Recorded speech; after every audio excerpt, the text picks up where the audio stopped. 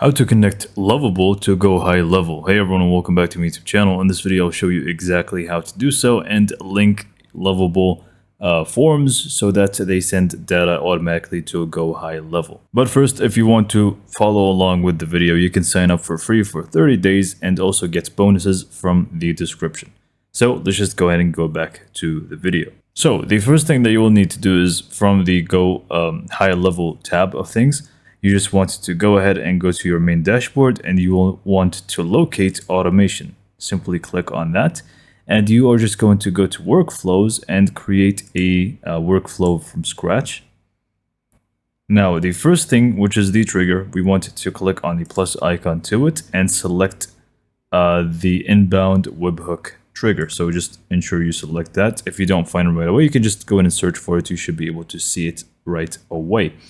So once you actually go ahead and select inbound webhook, what you want to do is just copy this URL here. You should be able to find a button to copy. Just makes things easier for us. So next up, just go to Lovable to your template or form, and you just want to type something like this out. This is the great thing about it. You don't really need to do any coding or such. Just type things out. So I just said when a user submits this contact form, send their contact information as a webhook to this URL, and you basically just want to paste in the URL that we just used, and you just want to go ahead and hit enter, and it's just going to do it for you automatically. Once it's completed, you can see here done and so on.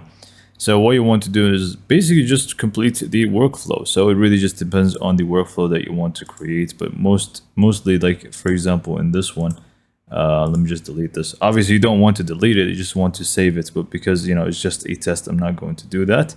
So make sure you saved the trigger that we just submitted and everything, but then you just want to add the next step, which be create contact or update contact field. So it really just depends on the workflow, and once you finish up with your workflow, just save it on the top right corner if you don't have autosave on, and we are pretty much good to go. Now it's set.